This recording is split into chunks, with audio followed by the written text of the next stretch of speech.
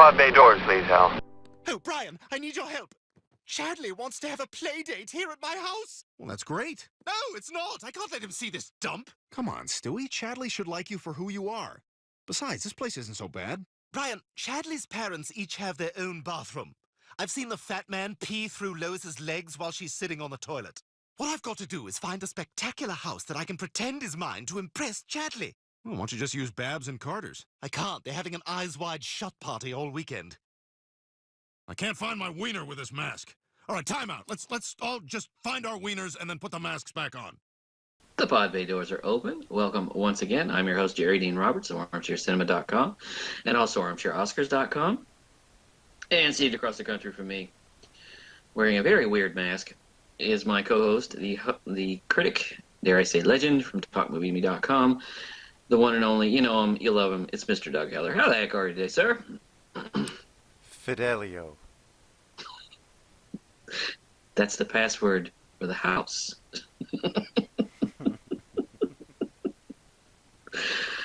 Welcome I was gonna go with a real favorite of mine from Tom Cruise from that, which is, I don't know what the fuck you're talking about. Which is true of Tom Cruise in a lot of ways. We're talking this week. Welcome to Christmas. You know, happiest season of all. You know, and so far we've dealt with cancer, and this week we're dealing with a weird billionaire orgy. And let's also not forget that we did touch on a cop murder spree. Yeah, that is true. A cop terrorist murder spree. So. And straw dogs for kids. Yep. Home Alone. Mm-hmm. You know. So this week we're talking about Stanley Kubrick's farewell directorial effort. It's called Eyes Wide Shut. Celebrating his 20th anniversary along with his death this past March. Although we're not celebrating his death, we're just we are commemorating the death and celebrating the movie because this is a hell of a thing. Tell me about the first time you saw this. The first time I saw this, I was 18 years old. That must have been fun. And I went with my then girlfriend opening night to a very unreceptive audience. But I thought it was a masterpiece. I'm there all the way through it, loving every minute of it. And I can hear the people around me getting up, sitting down, leaving, never coming back, getting up, going to the bathroom, all this stuff, and I'm there like rapt attention, and my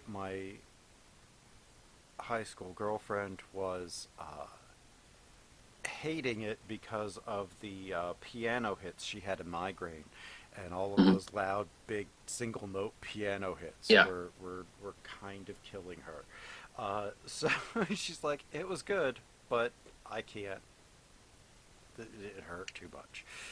And so yeah, that was my first experience. Opening night, I believe, or at least opening. I had a similar experience. I went to see it with a friend of mine. And it was like one of those weird, like, 8:15 shows on a Sunday. And it's like the audience is sporadic. And they are there to see porn. Yeah. They're there to see they're there to see porn. And they're not getting it. Yeah, all of the stuff that has been touted along with it, but none of the actual real drama that takes up most of the 2.5 hours of this movie. They're there to see Bikini Babes 8. Yeah. You know, and not getting it. But I'm sitting there, my friend and I are sitting there, and we are absolutely wrapped up in it. from word one, because the reviews have been extremely mixed. Oh yeah. Because nobody really knew what to take away from this. Well, because it came out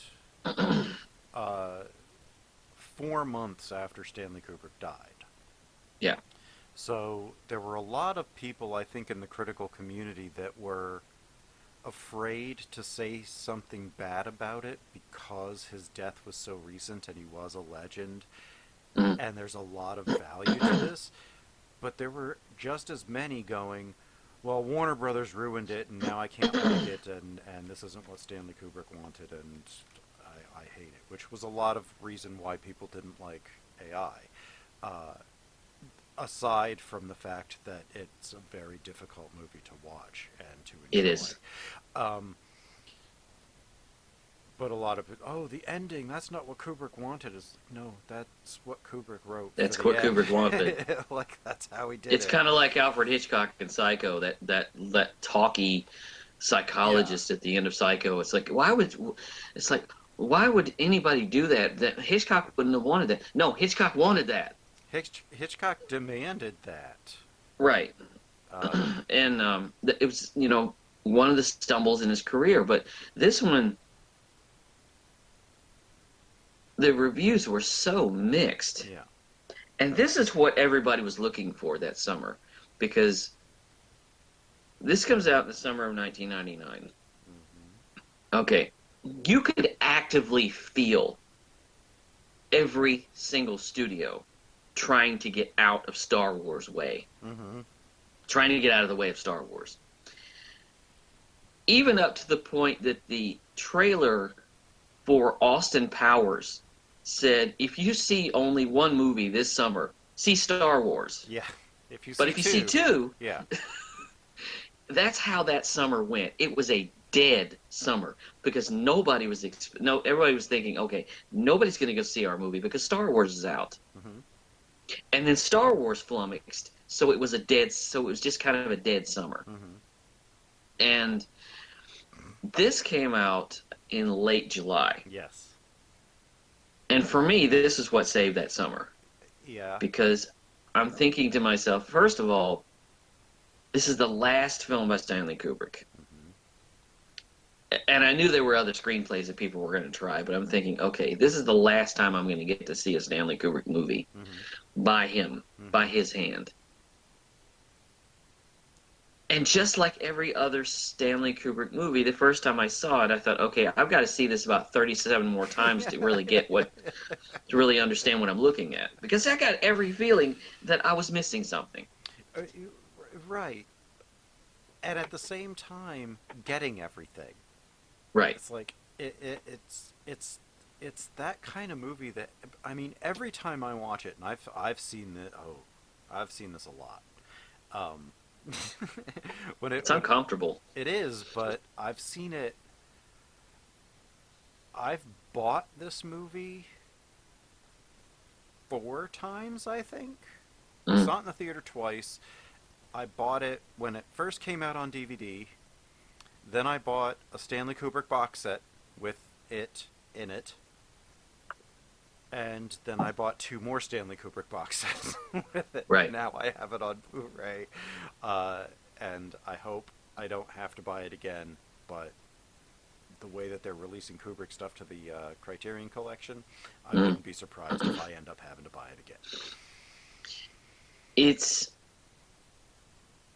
I think the best compliment to this film probably came from Martin Scorsese, who said the greatness of Eyes Wide Shut is that you feel, and we get this all the time, that you're putting yourself in the hands of an old master. You're putting yourself in the hands of a great filmmaker doing great work. Yeah. And that's effectively what this is. You watch it and you are completely mesmerized by his images. You have to bring something to it. Yeah. This is not a passive movie. Absolutely not. Experience at all. When it's over, you're not 100% sure what you just saw. Right. Every time you see it. And that's true of almost every film Yeah. that he's ever made. You think of 2001. Mm-hmm. The hell was that? Yeah. You know, you think of Clockwork Orange. what the hell was that? Yeah. Barry Lyndon. The hell was that? Full Metal Jacket. I mean, anything that he did, The Shining. Mm-hmm. The hell was that? Yeah. So much of his stuff demands so much work. It's why so few people are willing to call him one of their favorite directors, because it would mean that they would have to watch his stuff a lot, and right. Sometimes that's difficult. Well, sometimes people just have opinions on point, so they don't even bother to watch the movie. Right, right. Like those people right now. The biggest topic of conversation right now in the movie world is The Irishman, and there's an entire generation of people who are calling this boring. And the same thing went for Eyes Wide Shut. People were calling it boring, and I'm like, what were you looking for? The people behind me, it was actually a really good timing. So right at the end, when Alice, Nicole Kidman's character, says, "But now our eyes are open," from behind me I hear, "Ours aren't." I thought, okay, well, that's really funny. I don't understand why you're upset by this, but that was a funny line. Oh, I'm sitting there. I saw this in the theater several times, and one time I saw it in the theater. It was me and my friend, and in the back of the theater, like 18 teenagers. Ooh. Again, to see Bikini Babes 8. Right, because this is also the summer of American Pie. Right. The first one. This was my summer after I turned 18. I got episode 1, Austin Powers 2, this, Magnolia. Well, the thing is, American Pie and Austin Powers, that is the American approach to sex. Oh yeah. Eyes Wide Shut is a very European approach to this subject matter. It's because it's based on a German book from the 1920s. Right. Which I like that he says inspired by, because it's not an adaptation. Yeah. It's as much an adaptation. I've read the book. And it's as much an adaptation of Traumnovelle, Dream Story, as it is Hermann Hesse's Steppenwolf. Yeah.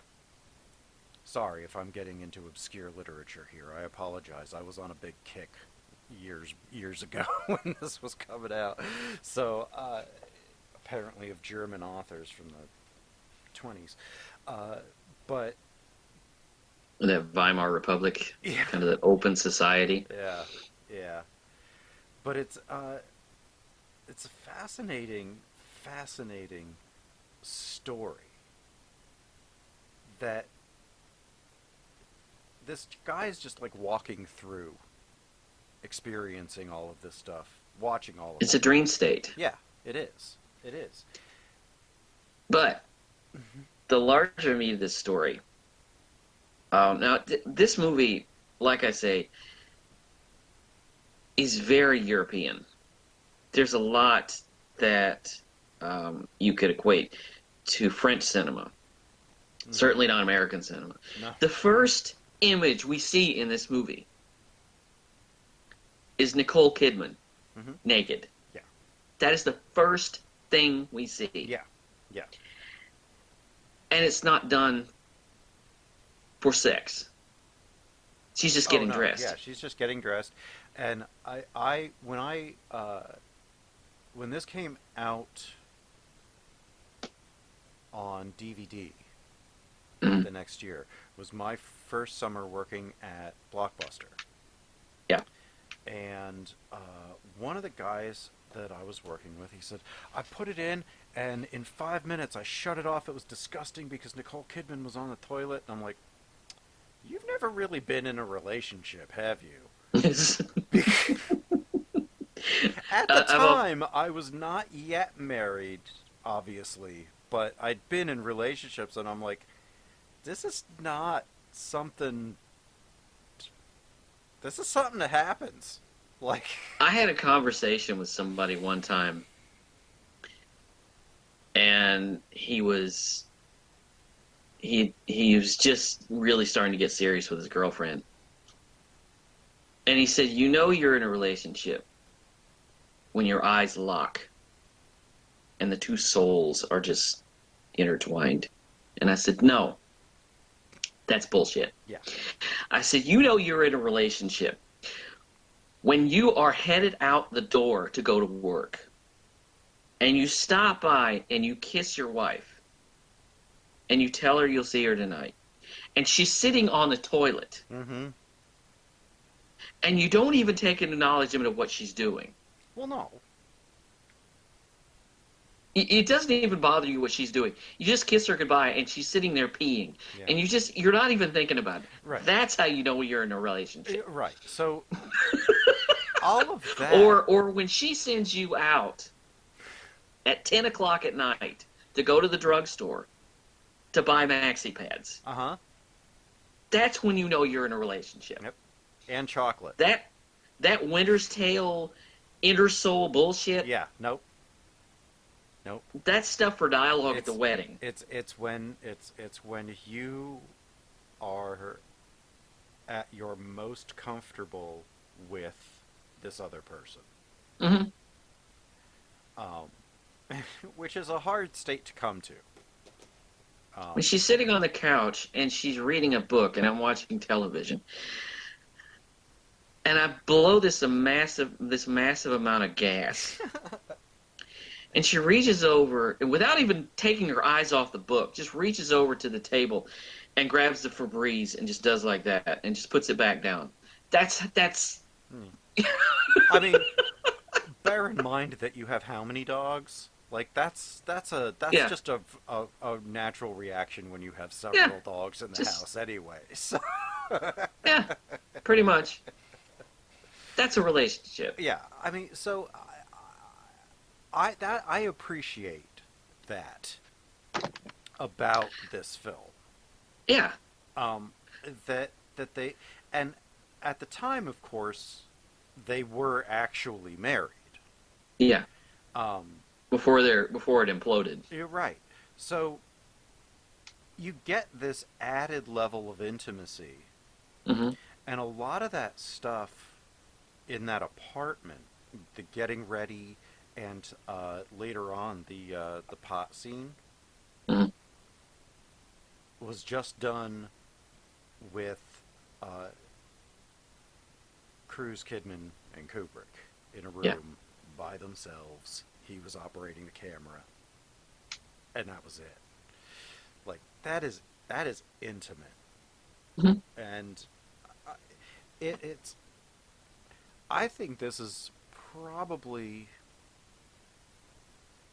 if not Tom Cruise's best performance, it's easily in the top 2 or 3. Because I think he learned something from Paul Newman. Mm-hmm. You can't be, particularly when you're an actor that's as good looking as he is, Mm-hmm. you can't be afraid to look like a jerk. Yeah. Every once in a while, you have to let your vanity fall a little bit. Mm-hmm. And in his best performances, particularly Magnolia, Mm-hmm. you have to let that fall sometimes in order to get a character. He looks like a jerk in this movie. Oh, a total asshole. Always flashing around his medical board card like it's a badge. Right. I love it. Like it makes him right. above. And you know. it gives him clearance to get information that other people wouldn't. It's like, yeah, no, I don't. And when he doesn't when the medical badge fails him, he goes with this giant wad of cash Right. that he has in his wallet. There are these little passes, these little fun buck passes to get through life. Mm-hmm. And it's like, here, I'm a doctor. Well, oh, well, come right in, doctor. Mm-hmm. You know, it's like, well, I don't give a shit if you're a doctor. Well, how about Dr. George Washington? You know, Mm-hmm. how about Dr. Benjamin Franklin? You know, and they'll do that, and because money talks. Yeah. And it'll get you where you need to go on occasion. But that's really, really illustrated here in Yeah. this movie, where he thinks that he has massive resources at his disposal because he can spend what $600, Mhm. $700 on a spur of the moment, two in the morning costume, costume rental. just yeah, or $100 that he's going to give to the cab, the cabbie over Yeah. the fare, and all the stuff that he's always waving around his cash, and then he comes up against the 1% of the 1%, Right. and he's just stopped dead in his tracks. Right. He doesn't know how to operate. Suddenly he's the poverty. Right. He's the poverty level. The thing is, and let's get to their relationship, because he is so cocooned by his station in life. I like to call this movie "Unfuck the Rich Guy," where he is so comfortable. Mm-hmm. He's got a big house. He's got this superstar job. He's a gynecologist. And he's a good-looking guy. He's got a beautiful wife. He's got a beautiful daughter. Beautiful house. Beautiful car. General practitioner, because he's got Is he a kids. general practitioner? He's got kids in there. He's got older people, and he was doing Right. like physical therapy and stuff. And he's Sydney Pollack's doctor. Yeah. So I think he's general practice, and he has the widest range of clientele you could possibly imagine. Mm-hmm. He's got what's his name? Henry Ziegler? Yeah. Yeah. Who is again part of the 1% of the 1%'s Mhm. 1%. Right. And he's also got, people that have to come to him for physical therapy. And, Right. He has an office and office hours, but he also makes house calls to these fabulously rich people. So he has placed himself above the kin to mortal man, Mm-hmm. in the sense that he thinks that he never has to worry about anything. Right, that he has clearance and he's covered no matter where he goes. But it's all a facade. Mhm. And it's not his fault. Trust me, if I had all that money and all that prestige, I probably would lose sight of certain things myself. Sure. The party that they go to, I'm going to tell you, this Hungarian man that hits on Nicole Kidman, Oof. I wish I was that smooth. Oh, I wish I could be that smooth. Yeah, well, see, what passed for European smooth in 1999 would pretty much just be verbal rape at this point. That is true. I mean, the way he approached her has always been cringeworthy for me. Yeah. Like I mean, I understand. I'm just saying, I wish I could. Just the openness of him just going after her and not giving a good goddamn that she's married. To say, Yeah. People used to get married just so that they could have sex with everybody. Like, I don't. A friend of mine, the friend that I saw it with, leaned over to me and he said, "Why couldn't I be that smooth?" He said, "Because you're not James Bond. Yeah. Because this is James Bond smooth. Yeah. That's what this is." Yeah. This is But a greased you can silver imagine a guy tongue. like You know. you can imagine a guy like this could walk into a meeting and just smooth talk everybody. Yeah. He's the guy that gets everything done because nobody wants to say, I don't think we can do that. Mm. It's very, very slick, very smooth. Very. That's what I meant. It's just very a Oh yeah. guy who can pretty much talk his way into anything Mm-hmm. or out of anything.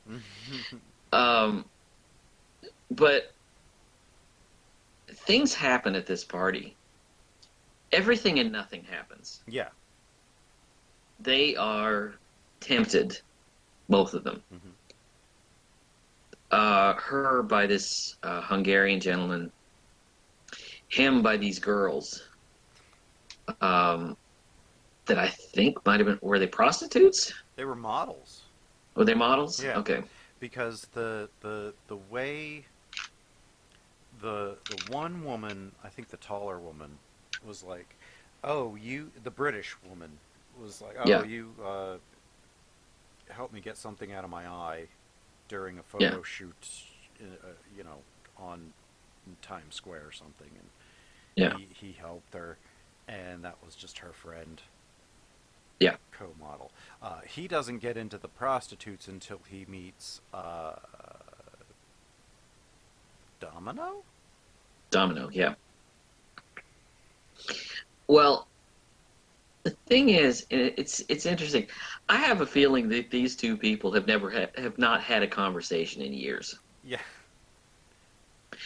Everything has been, I got a meeting tomorrow. Right. Everything has been, what time does Beth have to be at school? Everything has been, what are we having for dinner? I know this. Trust me, I understand. That's the minutia of marriage. Mm-hmm. Is that you'll go 6 or 7 months without having an actual conversation. Because life just, Mm-hmm. it's like, let's find something, what do you want to watch on television? Well, let's just find something short because let's just find a 30-minute something because I'm kind of tired. Yeah, yeah. And, what do you want for dinner? Those kind of little incidental things. Mm-hmm. But you don't actually have an actual conversation. Yeah. And that's every marriage. Mm-hmm. But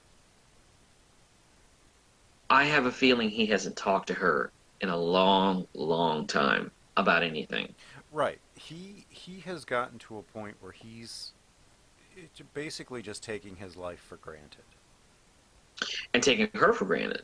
Oh yeah, his life and everything in it and everyone in it for granted, that they're just there because they're there and they're always going to be there and he doesn't have to worry about it. So she and it it takes pot to bring this out. It's interesting that it takes drugs to bring this out. Is that she challenges him, and it's a very uncomfortable scene. Oh, very. Because she challenges him, that, and we kind of see it. We kind of get a visual of this because there's during that montage when he goes when he's at the hospital and he's seeing all these patients. There's a scene where he's there with a nurse and a patient, Mm-hmm. and it's this very beautiful woman, and she's topless, Mm-hmm. and so that's in our minds when she's talking to him. Right. I think this might be Nicole Kidman's best scene. I think it is. I think it's her Ever. best performance. Yeah. I mean, I think she's amazing in a whole lot of stuff, especially what she won her Oscar for. Right. Hours, but she plays such a wide range. Mm-hmm. I mean, she's everything from giddy, she can be drunk, high, she's just normal, sitting there, bored day to day, Mm-hmm. nothing special look on her face. I mean, she is not in this nearly as much as I wish she was. Yeah. She's in it just enough, really, because I don't think you need any more, Right. really, because what she's the fulcrum that sets him off. Right. The thing about this is that the greatness of that scene is that she challenges the idea, this perfected Dr. Bill persona that he's put up for himself, that if he sees that woman sitting on the table in the examination room and she's completely naked, that he wouldn't feel anything. Mm-hmm. Now, he doesn't have to say anything, he doesn't have to act on it, but she just wants him to admit that he's a human being. Right. Have you thought about it? Mm-hmm. Have you imagined it? Because most men would. Mm-hmm. And Even she presses even, don't you think that they would like to see what Dr. Bill's got under his little lab coat, Yeah. you know?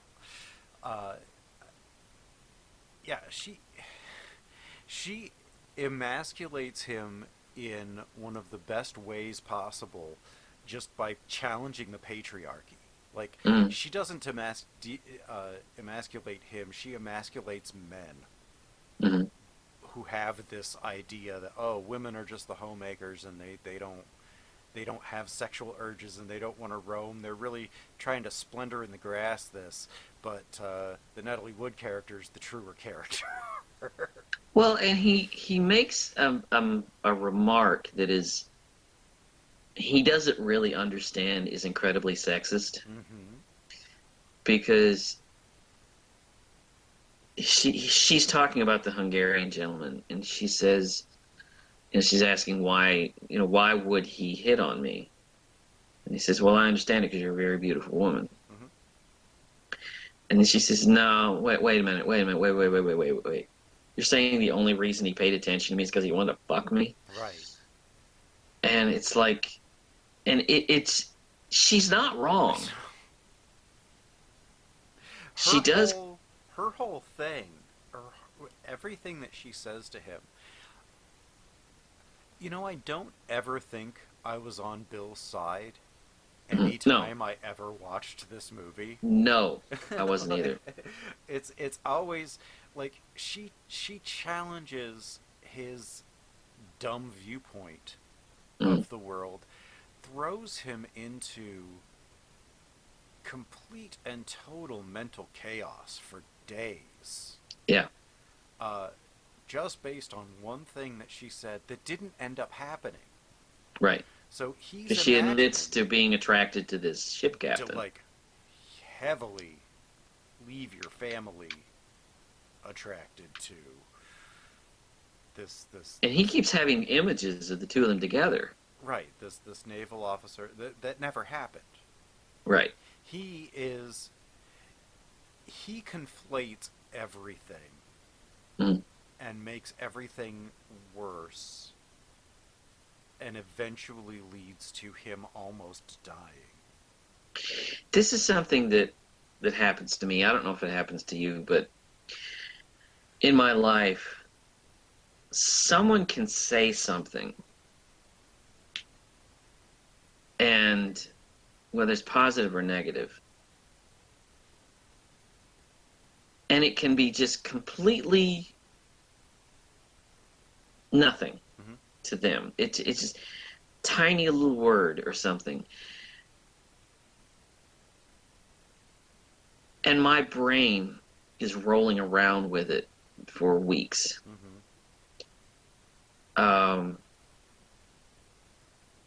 It maybe it says something to my sensitivity, but sometimes it's like it'll set you off. Yeah, I mean, I think everybody's like that.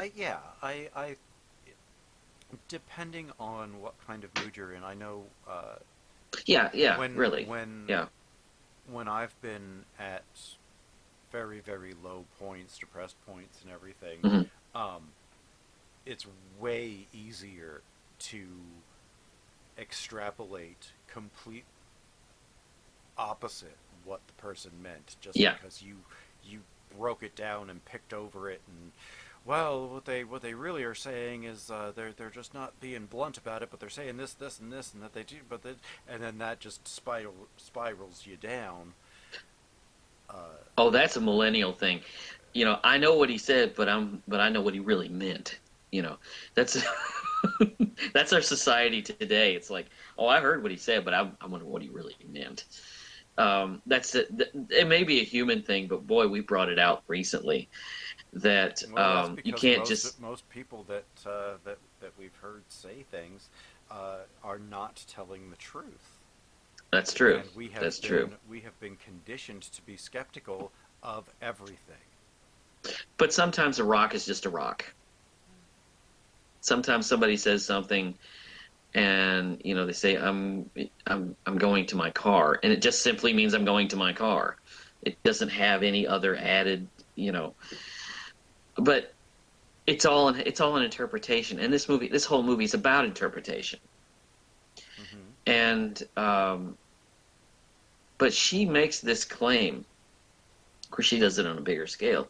She makes this claim that, and I don't even know if it was true or not, that she was attracted to this ship captain and was was really seriously thinking about leaving, Mm-hmm. and then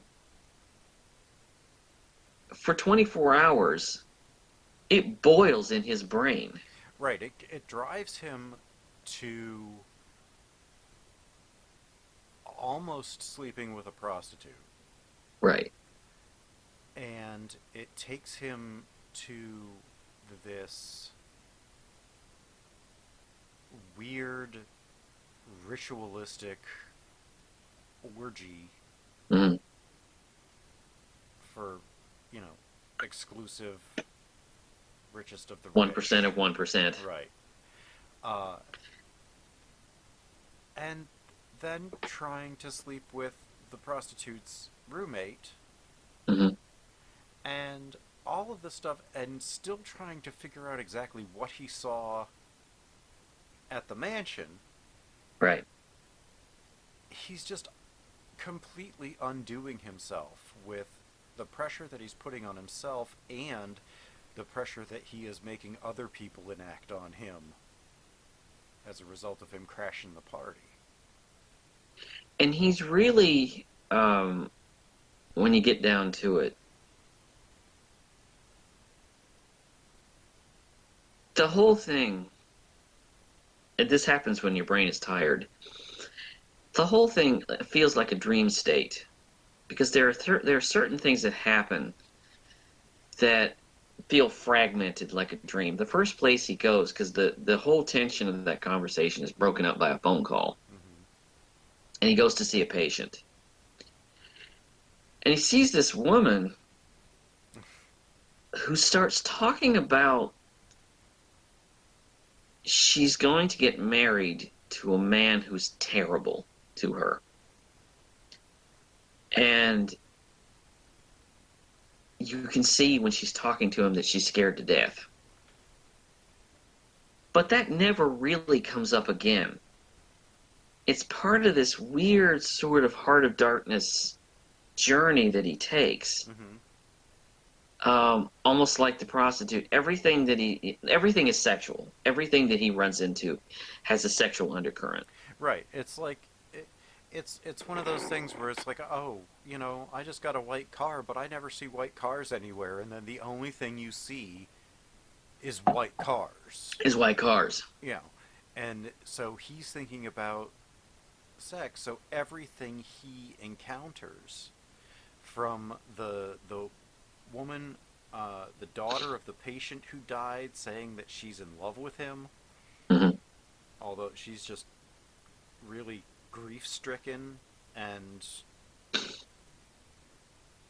who knows. And I what was else. really, what threw me off about that scene is she's her fiance. Because Greg she says from he's Dharma and Greg. Yeah, I was about to say Greg from Dharma and Greg.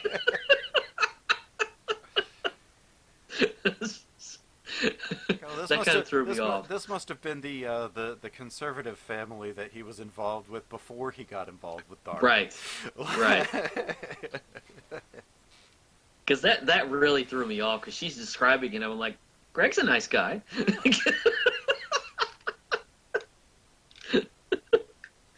But it's interesting that he just sort of bounces from one thing to the other.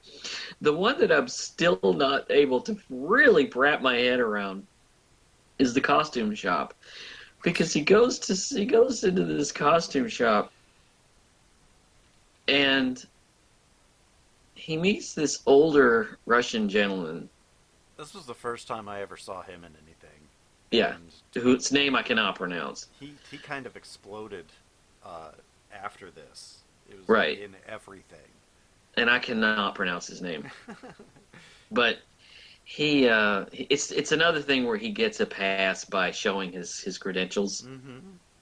And he offers to pay $100 over the costume, the price of the costume. Again, using his credentials to get through. Mm-hmm. But then he figures out that the guy is prostituting his daughters to two older Asian men. Maybe it's his daughter. Maybe. But you don't really know. I got the feeling this was just a sex game. This was a... Oh, well, no.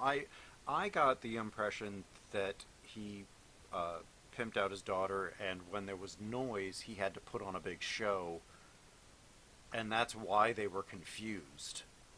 Because later on he says, well, we worked things out. Mm-hmm.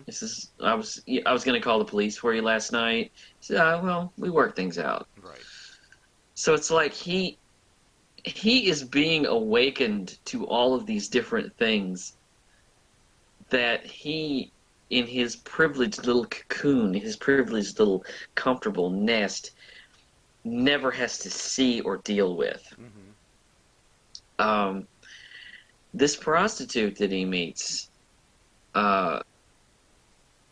it's interesting. She's not a streetwalker.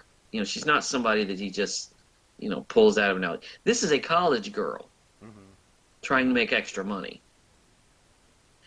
That's an interesting approach. It's like, usually it's it's not like it was just somebody off the street. Right. Oh, I wanted to, before we move past this too far, I want to point out that Japanese man number 2 Mm-hmm. was Eiji Kushihara, Mm-hmm. who was the pilot in Return of the Jedi, whose Y-wing crashes. He's like, oh, too late, or there's too many of them. He's the guy that says there's too many of them. Okay. In Return of the Jedi. Because the guy who says too late is clearly an American. Yeah. No, there's too many of them. That was him.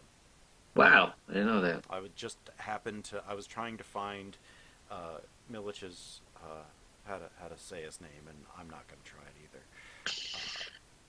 Well, you go through this movie in this sort of dream state, because the movie seems to be floating. Mm-hmm. It's always floating from one thing to another. And everything that he goes through doesn't feel altogether real. Mm. Which is what the second half of the movie is about. Right. Did you see what you think? Did you really see what you think you saw? Did you? Mm. How much can you infer, and how much do you have to actually know? And it's kind of like the Odyssey, as much as it is anything else. Because, I mean, he's tempted by the sirens. He's driven by a woman. Yeah. Who he perceived as having an affair with someone else. He's going to get his Helen of Troy. Right. And he never gets there. No. He holds his hand to the flame, but he never quite goes there. This whole thing, it's amazing to me, and masks are a big, huge thing, because whenever you see masks as part of the set, as part of the dressing in the backgrounds, that means something else is about to happen. That means we're about to go to another place. masks are all over the place. Everybody wears masks. This is probably the best articulation of a theme that people usually overlook with Kubrick, which is masks. Hmm. And when he doesn't have literal masks in his movie, the people are figuratively wearing Right. masks. It's weird, but if you go back through all of his stuff, you notice how big a part masks play throughout everything, from even The Killing and Clockwork Orange, Full Metal Jacket. Full Metal Jacket. This is the ultimate expression. Full Metal Jacket, you could see it in Private Pile. Yeah. This dimwit, this sort of dim-witted guy who, there's a serial killer that lurks underneath. Mm-hmm. And all you gotta do is rip the mask off. And, you know, all of these, and I'm thinking, I could think of all of his films where people are never exactly what you think they are. Right. He could go, Dr. Bill could go into this costume shop during the day and see this kindly, grandfatherly, old Russian gentleman, and never consider that late at night he's pimping out his daughter to these, you know, Asian, these older Asian men. Never conceive of it. Right. You could go down to the local community college and see this young girl in class, Mm-hmm. and never conceive in your mind that she's prostituting herself to make extra money. You know, Right. you could go and see The this. 20 years ago version of what cam girling, I guess, has become. Right. This young girl, or this older woman that he goes to see, you could meet her at a party and never conceive that her fiance is horrible to her. Right. It's all a mask. Mm-hmm. You know, we never reveal who we really are because we don't want that vulnerability out there. Right. Because there's always this fear that when you take the mask off and all that vulnerability is there, that somebody will exploit it. Mm-hmm. That somebody will be horrible to you about it. Right.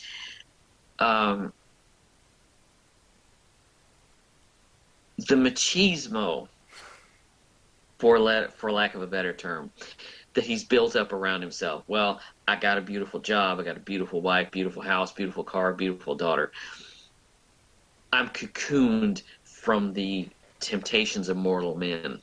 Right. And he puts up this mask of Dr. Bill, Mm. which he then has to cover with another mask, Mhm.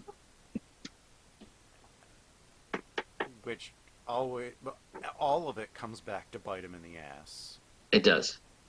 in spectacular fashion Mhm. at the end. I mean, you kind of feel bad for him, but not for long and not real bad. And I'm going to say, I don't even know what my reaction to that conversation would have been. Because she, I really don't, I don't know what if I were challenged like that, don't know what I would have said. I probably would have just simply said, you know what, I'm a human being. Yeah. You know, I would never cheat on you, but I'm a human being. Mm-hmm. And the same has to be how you react to anything that she would say. Yeah. You know, and I've always this is the most cerebral movie ever. Not because it makes you think the most. That would probably be 2001. It's because all of this movie takes place in the head, in their head, in Dr. Bill's head, largely.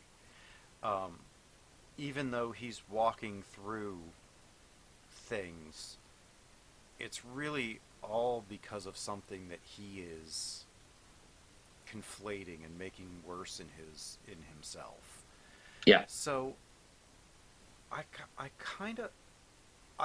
love that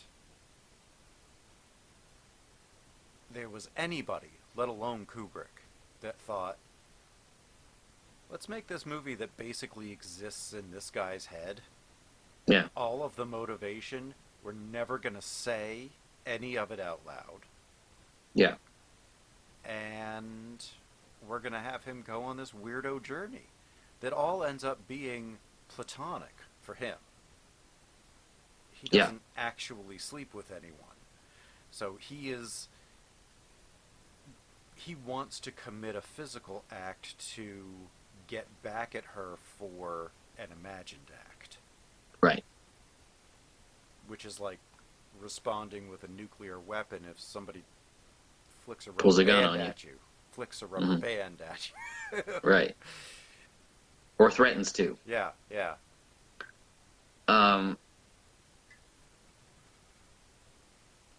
But it's all about breaking down his perceptions, taking the mask off. It's all about pulling the shielding out from in front of his eyes.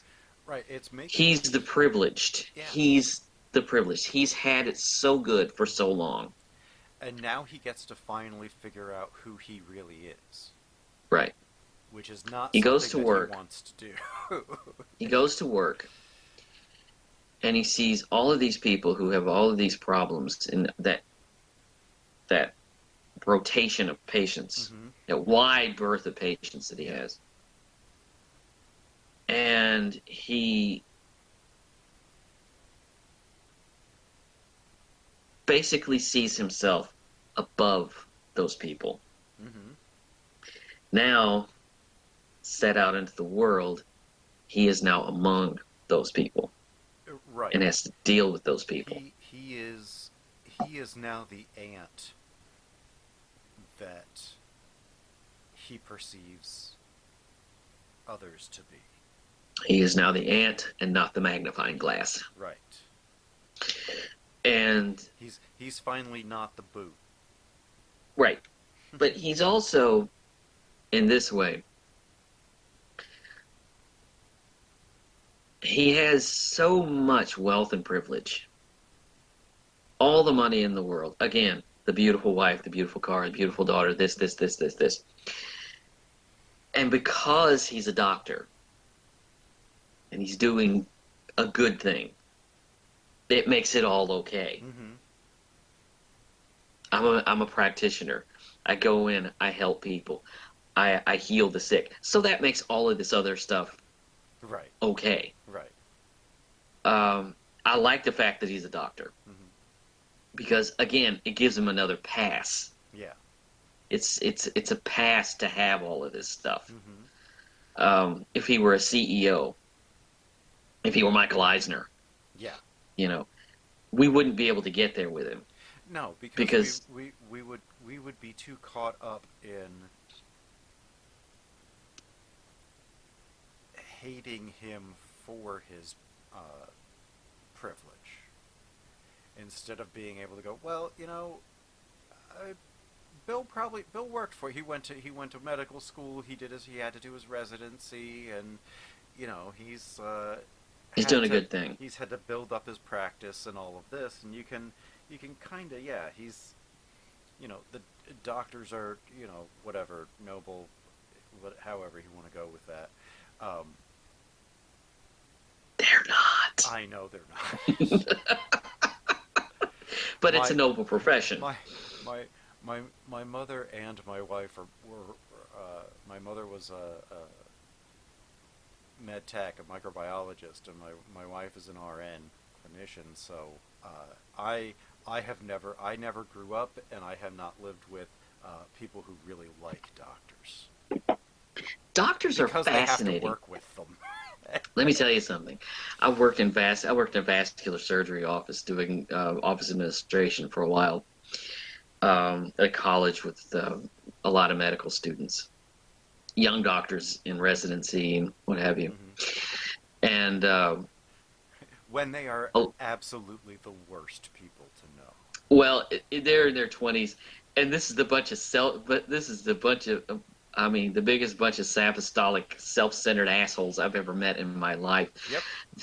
Their personnel reports or their conduct reports were fascinating. Needs to work on. really needs to work on bedside manner. You know,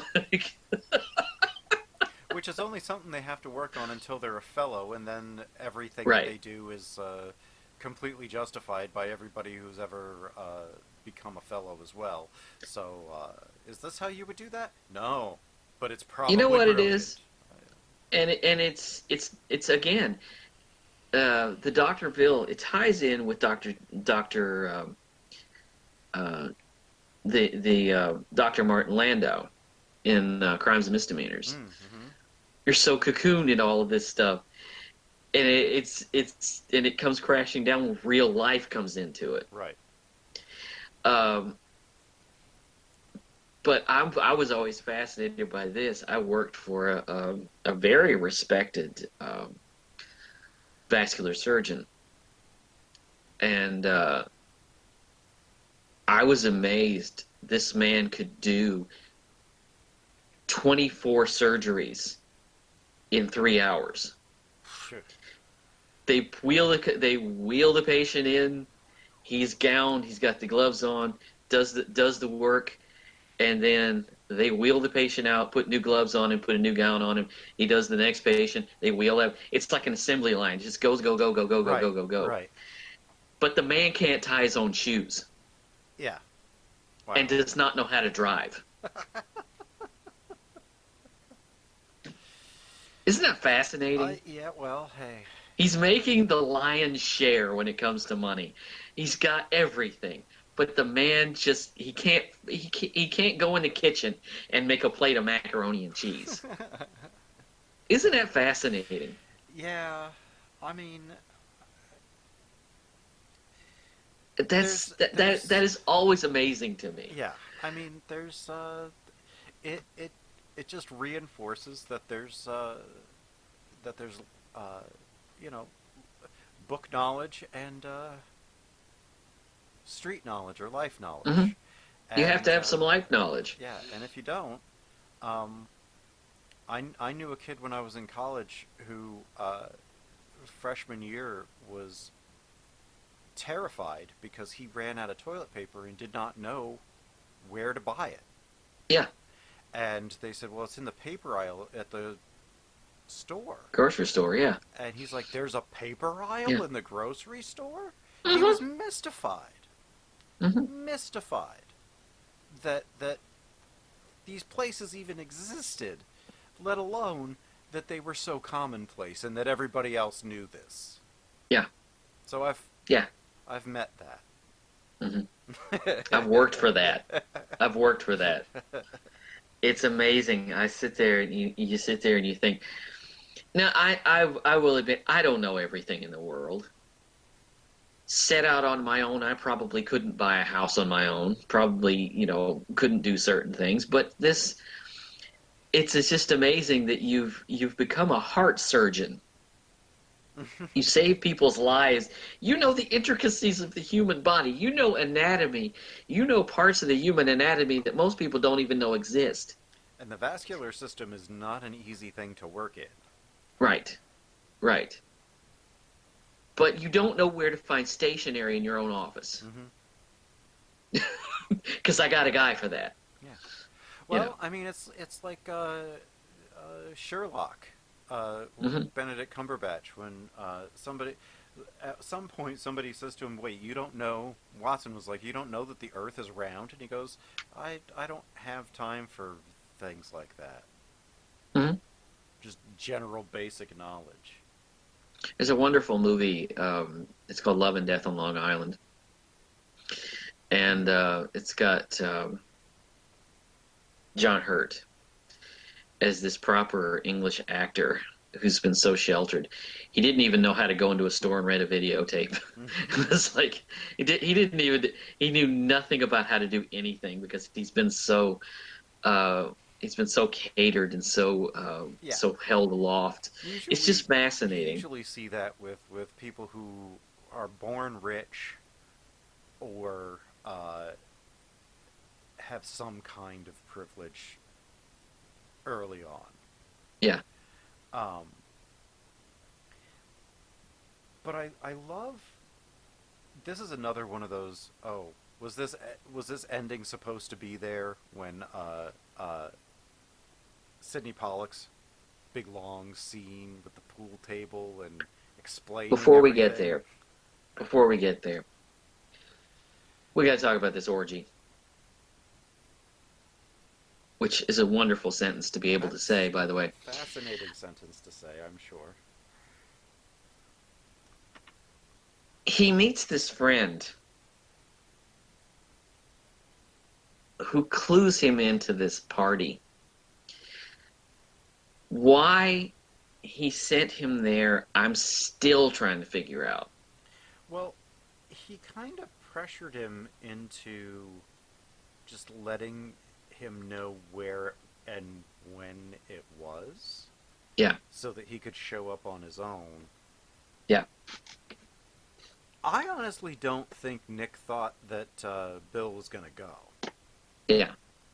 I think he probably would have been like, oh, that's a fun story. Oh, well, give me this stuff. Okay, see you there, buddy.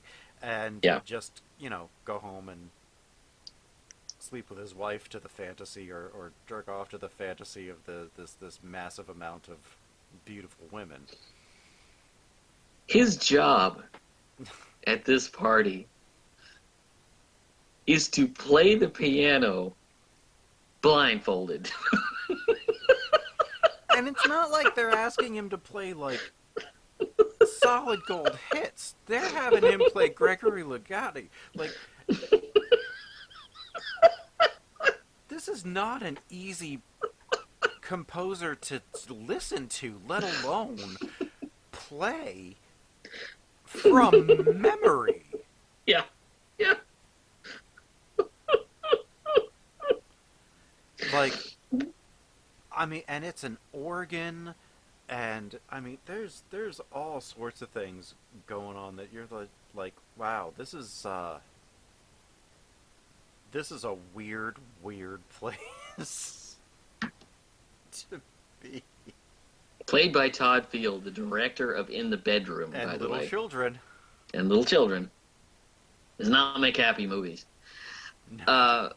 But he ends up going to this thing. Movies, he ends up going to this thing.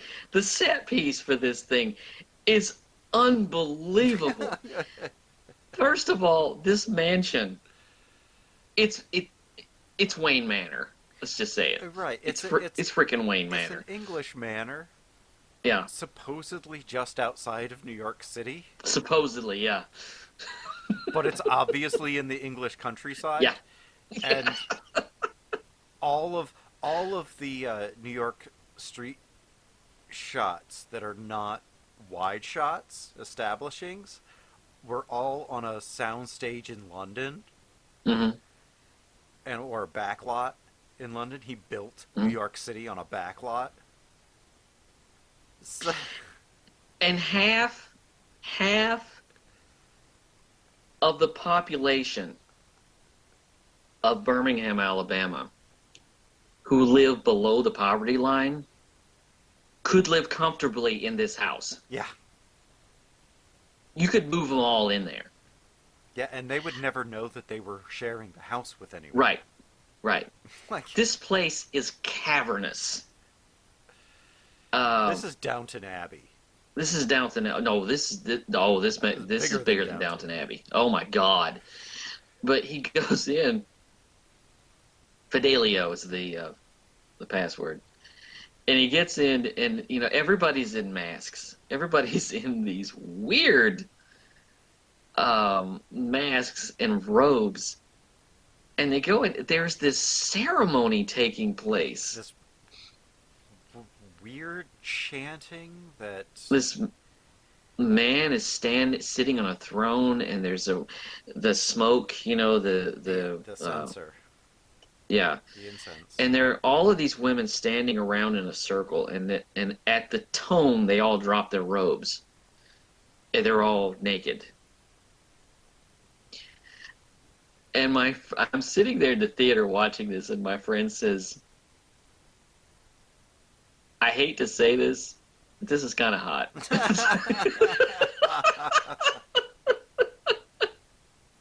And I told him, I said, you know what? I think you may have just encapsulated exactly what this movie is about.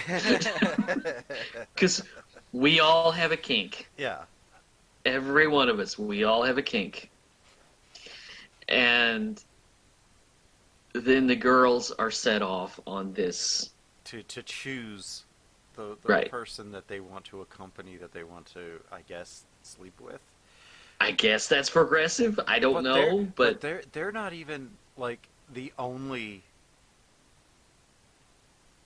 models and people having like. There's just a vast amount of beautifully bodied people having sex with each other, and it doesn't even seem like any of the people who are there in the robes participating around the outside of this naked woman circle. Mhm. It doesn't feel like any of them are actually doing any of the intercourse. That it's all young, pretty people that they're watching. Now I want to add to this that when they get to the scene where he floats through the orgy, And float he does. and float he does, he goes from room to room and he sees all of these people Gorgeous. banging and fucking. Gorgeous. That's basically what it is. Gorgeous tracking shots. Dissolves. And my friend is sitting there, and the next thing he says, the next words out of his mouth as he's floating through this, is a quote from JFK. He says, "God, I'm ashamed to be an American today." Because the version we saw had was the digital people in front of some of the people, yeah. the Austin Powers block the nudity kind of, and I'm sitting there going, what in the world? Because when I got the European cut of this, it wasn't anything. No, it just doesn't have those digital people in front of some of. No, I'm talking about just the scene that they were worried about. Yeah. I'm sitting there going, it's really. I'm watching this going, this is stupid. This is censorship. There was no reason. They were afraid it would get an NC-17, and honestly, even if it did, it's Stanley Kubrick, and people would go to see it. Yeah. You know, it might not have done as well, because it did do reasonably well. Yeah. At the box office, but that's the funny thing is that NC-17 is not really even a rating at all in my view. It's basically this this stick that you wave at filmmakers to mind your manners. Right. It's very few films ever get an NC-17.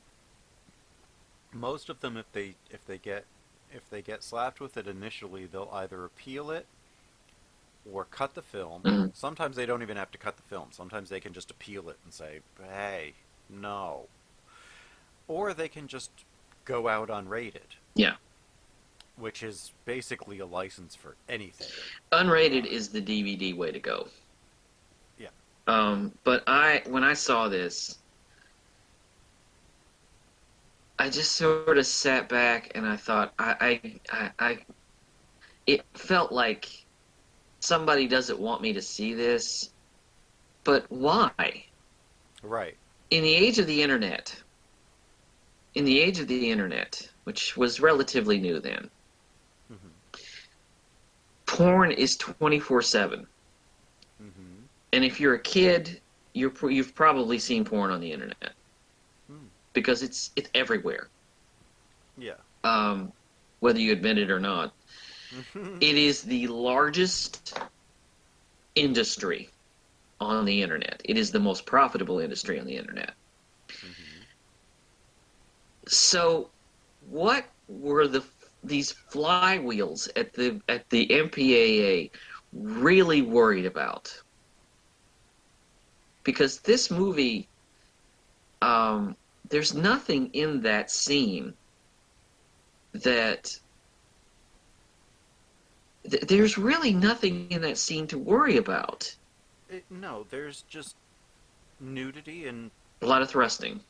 vigorous thrusting. But yet American Pie. Right, exactly, and that was an easy R. Yeah. And even stuff long before this Mm-hmm. that did or did like Midnight Cowboy. Yeah. When we talked about that earlier in the year, Mm-hmm. all of that was just the reason it was rated X was not because of the sex and the nudity. Mm-hmm. It was solely because there's An implied. a depiction that is not negative toward homosexuals. Right. Right. So, oh no, this is objectionable. Well, But, and I have to say this, they don't worry about a movie like The Human Centipede. Which should be worried about. Which you should be worried about. I mean, a movie like, and I love this movie, but even a movie like Seven, Mm-hmm. they're not really worried about.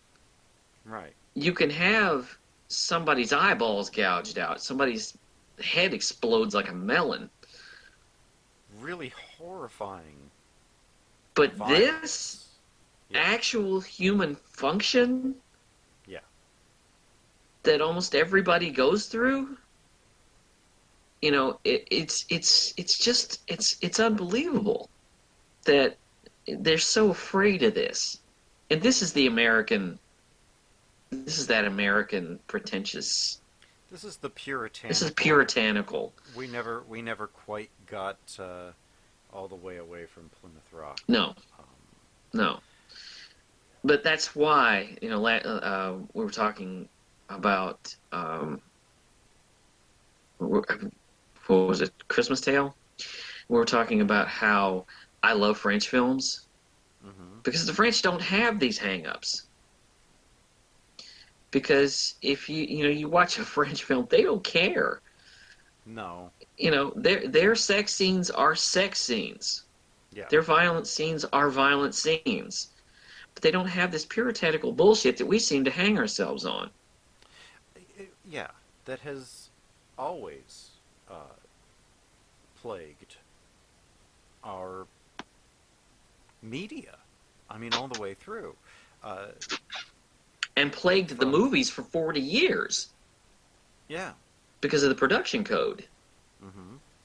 And held aloft a lot of subject matter that was deemed by a small percentage of puritanical idiots to not be, to be detrimental to the larger, Right. detrimental to the larger population.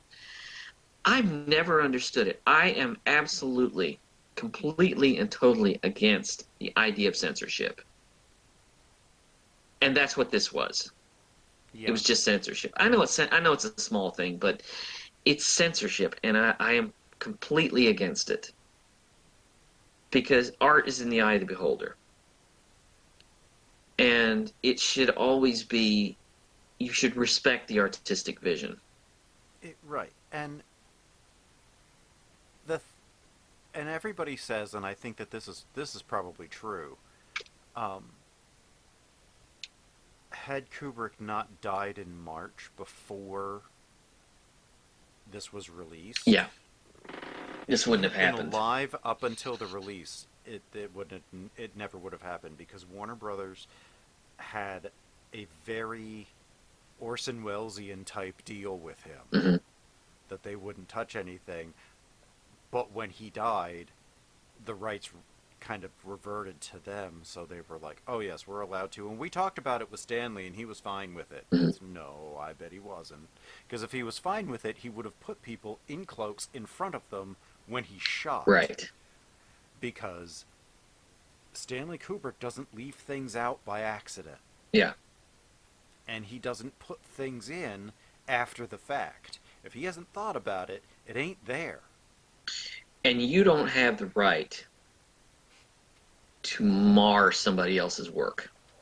Especially their final film. Yeah, especially after they're dead. I mean, Yeah. that is horrifying. That's detrimental to the artistic process. Right. This isn't like trying to go up and say, hey, we wanted to fool around with the Turin horse, Mhm. and Bellatar is still alive. Yeah. You know, they wouldn't do that. This is why, and I have arguments with people all the time about this. This is largely why I am completely 100% totally against any form of theocracy, because who decides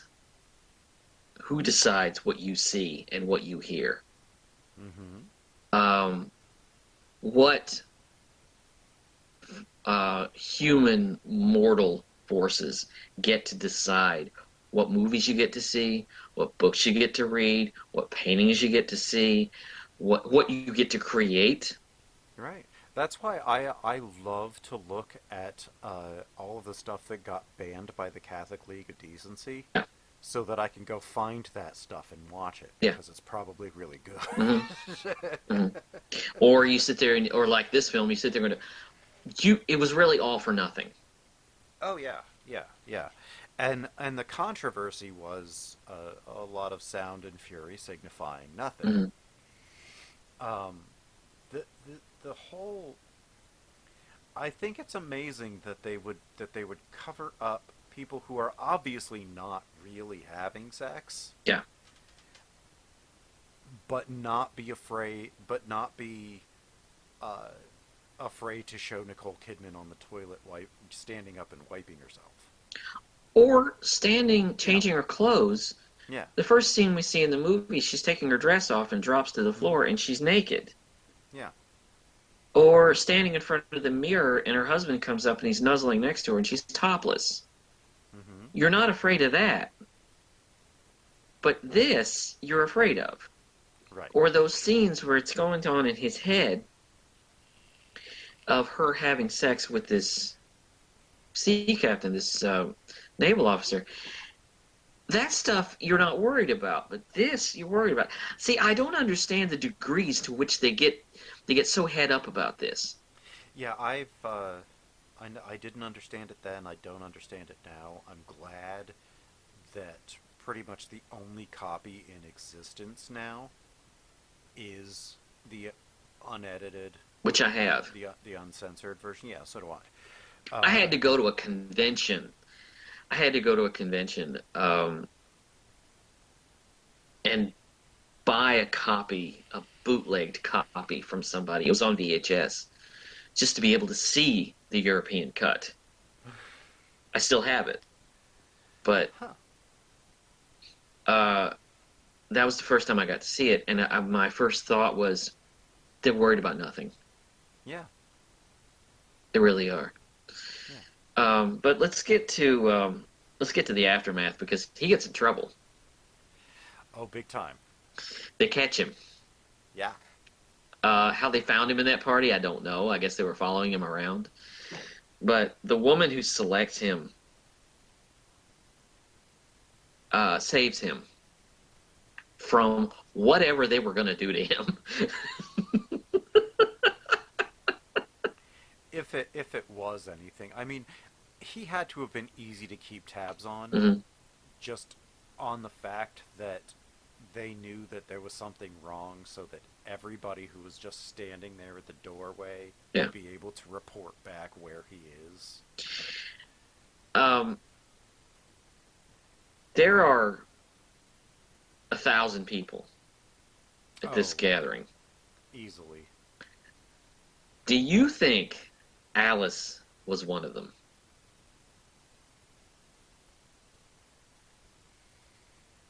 This is a conversation that a friend of mine and I had. actually thought about that. She could have been. Because when he goes back home, she gives him a look. When she's sitting there at the end of the table, she gives him a look. I've always wondered, was she there?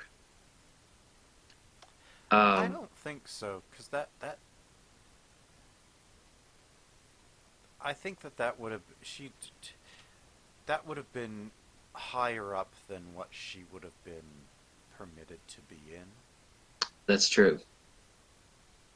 You know, uh, and it's not even like she's the daughter of somebody who was really powerful and wealthy and would have been a part of all that whole society. Does she even work?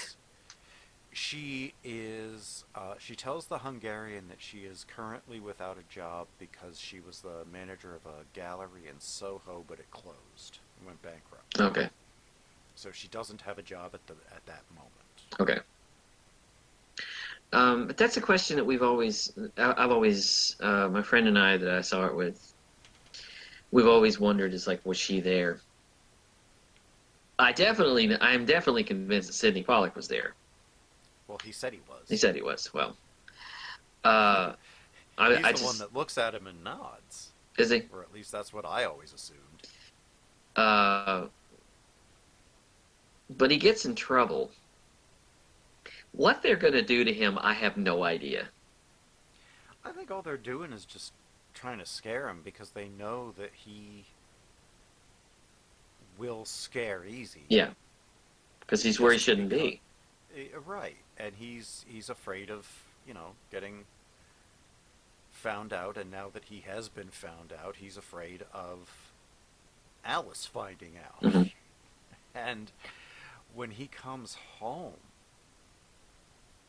and the mask is on his pillow, mm-hmm. You don't know if she found it and put it there. You don't know if somebody broke into their house while he was out and put it there. You don't know how that got there. Yeah. And that's terrifying. Yeah. And, handing him the letter at the gate and talking to Ziegler, all of this, they just wanted to scare him into not telling anybody about any of this. Yeah. Because, as Sydney Pollack was saying, as Ziegler was saying, there are some people there that you would be very afraid of if you knew their names. And if something like that got raided by just the right non-corrupt police detective or something, there's a whole sexual cabal of influential people that would be ruined. Yeah. If this came out. People like Jeffrey Epstein and the people that undoubtedly had him killed. Yeah. Well, and it's also... I kind of feel like he would have been there. That's all I'm saying. Yeah. Well, and it's all open for debate. Basically, my favorite interpretation is somebody just fell in love with Barry Lyndon way too much, and had way too much affection for that movie, and they decided to wrap this entire orgy around it and just turn it into a sexual fetish. But he is saved by what I think is just a sex game. Mm-hmm. Because this woman, Mandy, who OD'd in Sydney Pollack's office earlier, rescues him and offers herself in his place. Fascinatingly played by an obviously different actress. Yes. I don't remember whether the orgy scene was shot after the other actress and she was unavailable, or if the other scenes were shot after the orgy and the orgy actress wasn't available. Because the woman at the party is the same as the woman who's the corpse. Right. But the person that actually saves him is somebody entirely different. Yeah. And that 5-minute monologue by Sydney Pollack,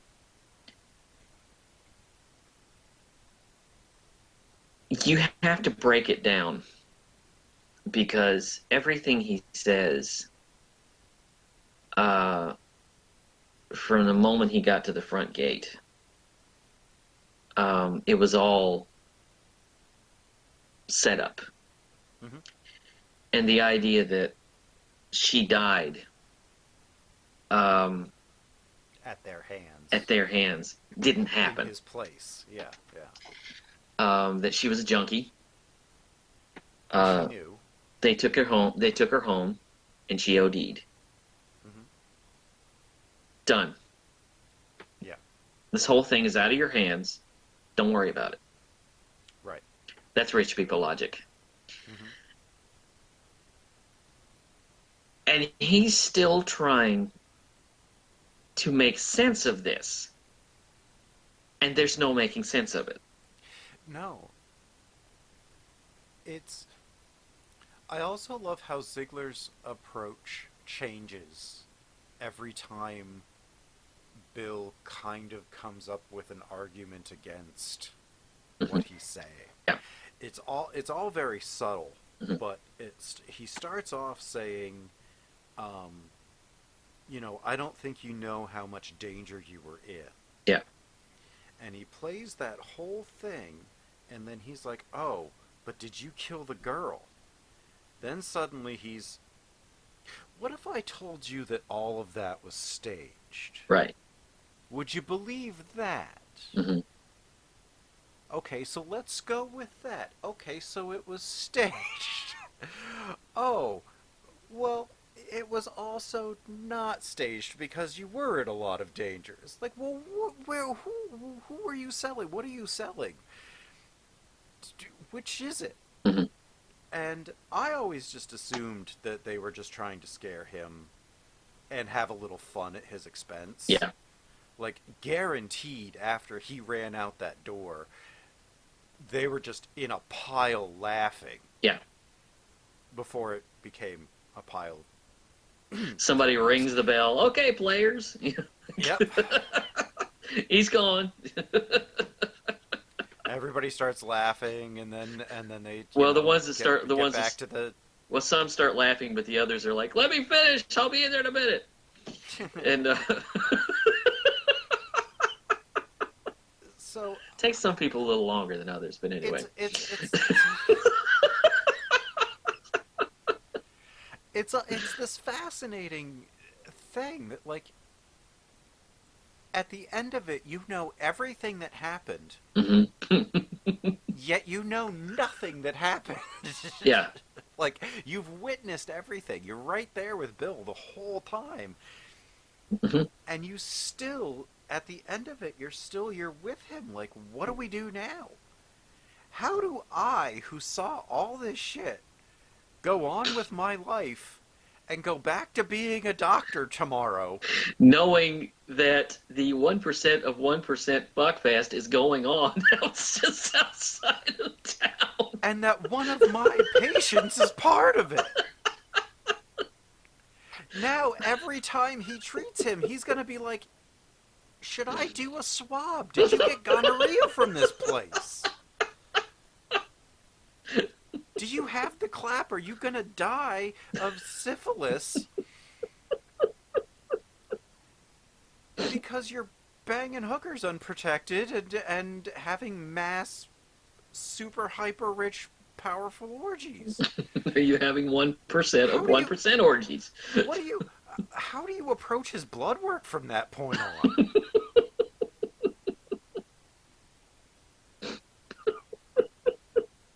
Because you have to continue to be his doctor. He's not going to let you go after this. Well, and every time you go to his house for dinner, you're going to be sitting there going, okay, what were you doing before I came in the door? Yeah, was this... What happened here last night? And did it happen on the dinner table where we're about to have dinner? Because I've seen that Yeah. before. Because a lot of those people were having There sex were on like dining a room dozen tables. people on the table.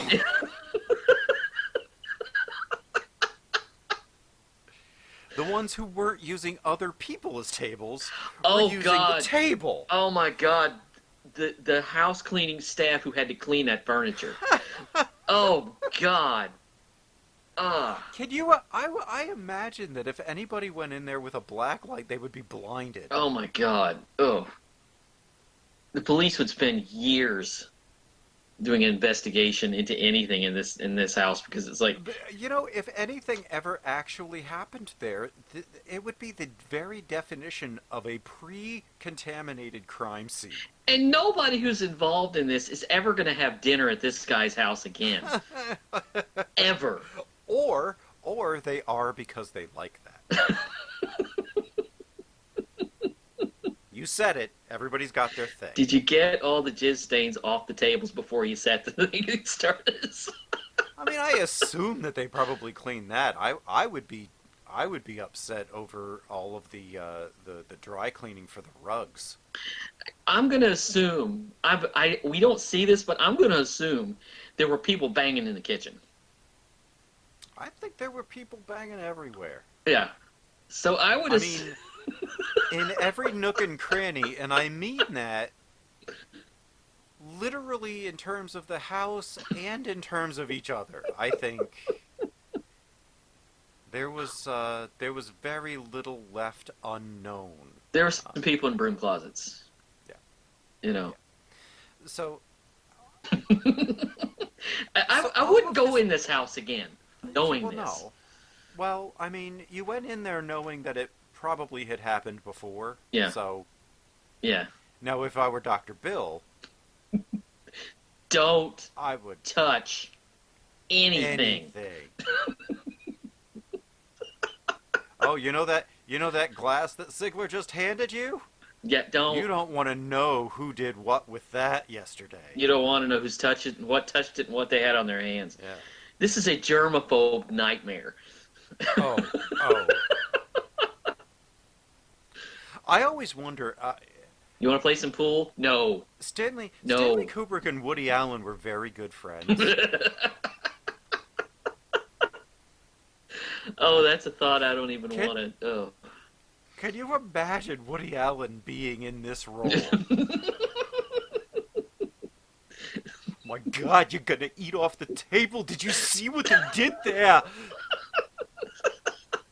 The woman's asshole was right there where the butter is. cocktails go. Where the butter. The butt was where the butter. I can't even think of how. What are they doing in the kitchen? The guy had his schlong where the meatloaf is. So you could eat that. You could eat that.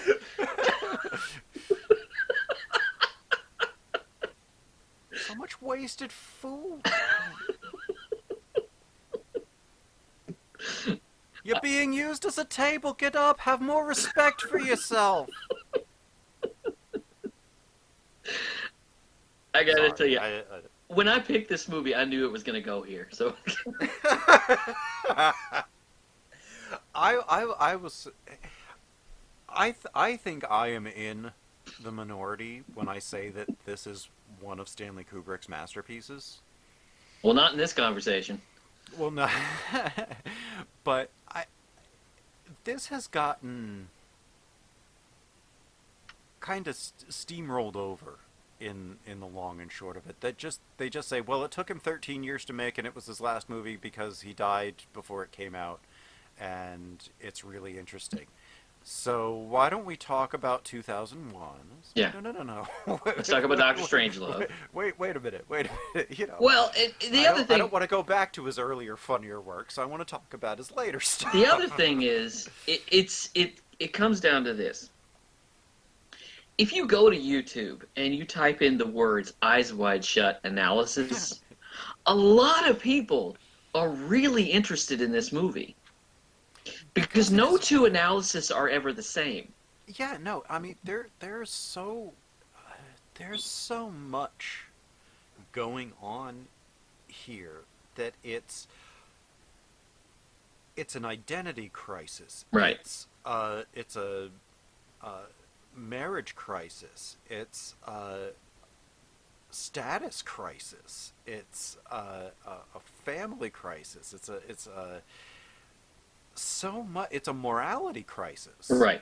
It's a because of Milich and his assumed daughter, Mhm. Julie Sobieski, and also all of the things that he was considering doing outside of his marriage, Mhm. repeatedly attempting. And you could put on this movie the kinds of you could see in because it's very episodic, Mm-hmm. and you could put on this movie um, in every set piece a fetish, Mm-hmm. a kink. Even the woman who claims to be um, engaged to this horrible man. Even that you could see how that could be a kink. If she wants to have sex with Mm-hmm. somebody else, or she wants to be with Yeah. somebody else. Yeah. The guy in the costume shop. Or that's the game that they play, that they tell Right, people, right. oh, he's abusive to me, and will you help me, and then sleep with him, and that's like a whole thing that they do.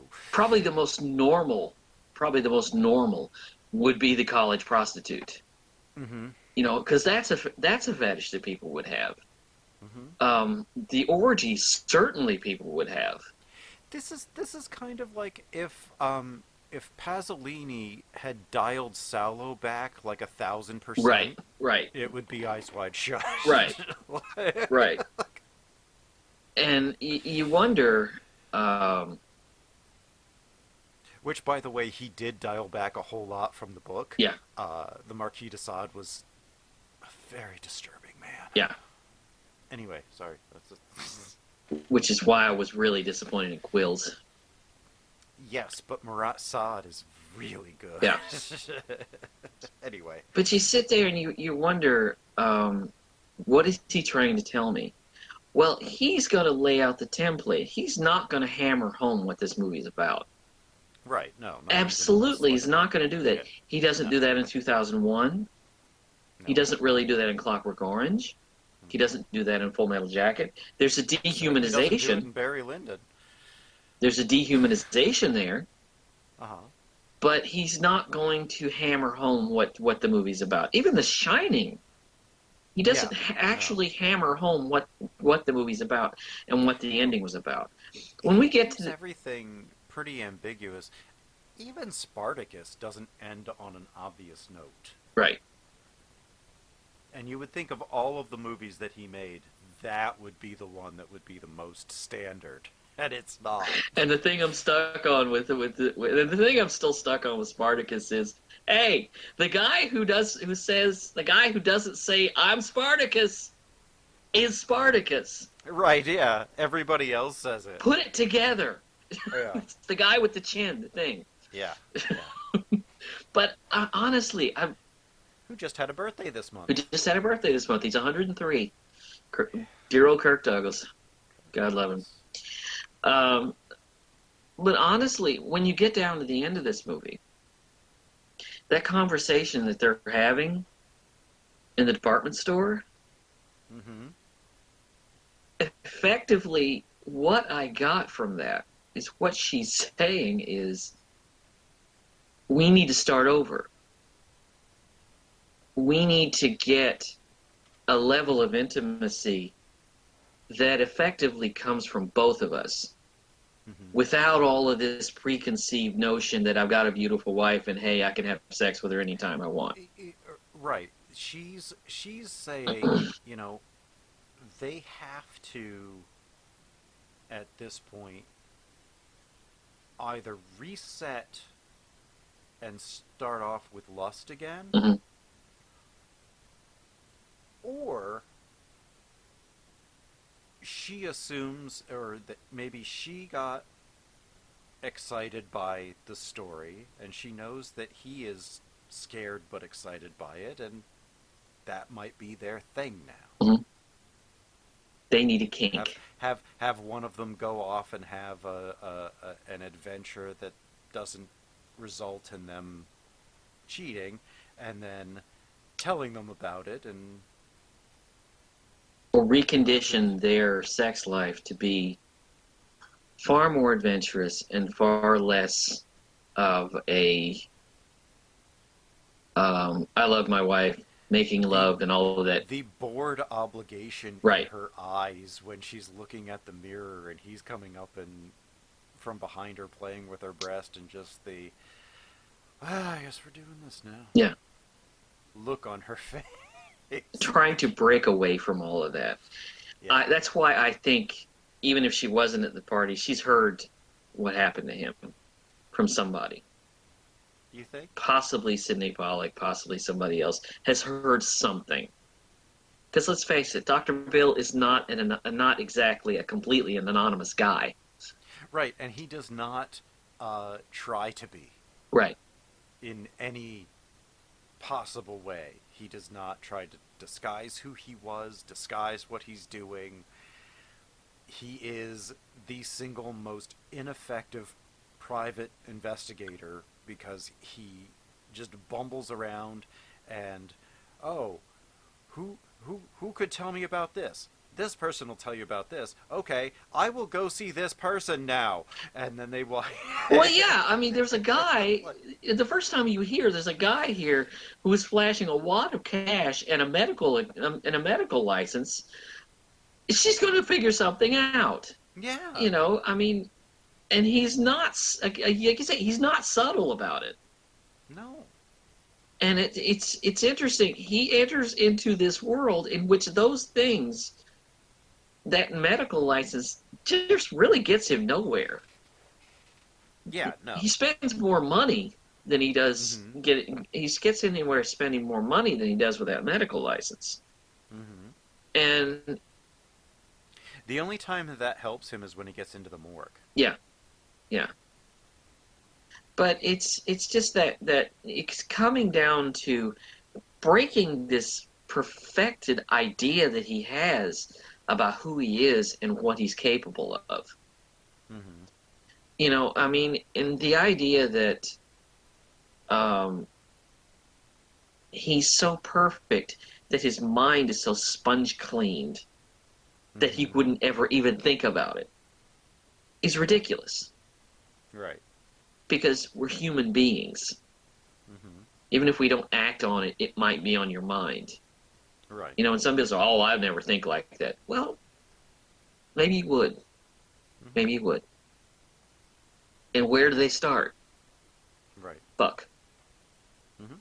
Last word in the film. Mm-hmm. And if, by the way, if you're up to this point and you're wondering why we're talking about this during Christmas month, it's because this movie does take place during Christmas. It is set at Christmas. There are numerous times the party where she's dancing with the Hungarian, he meets the two models, is a Christmas party. Yeah.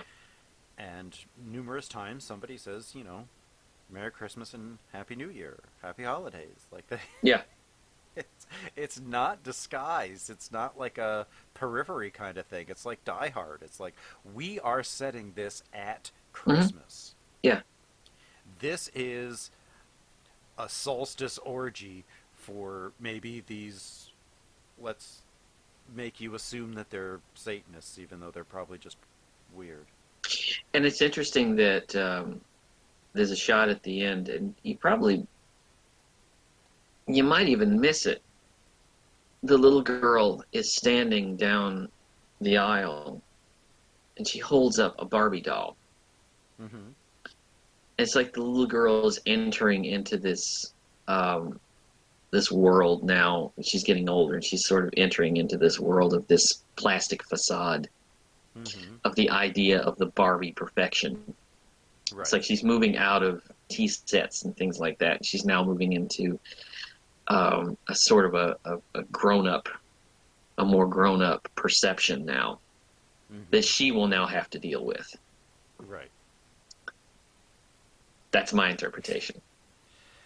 Yeah, I mean, I can see that. There's so much to dig into in this movie that it would take too long.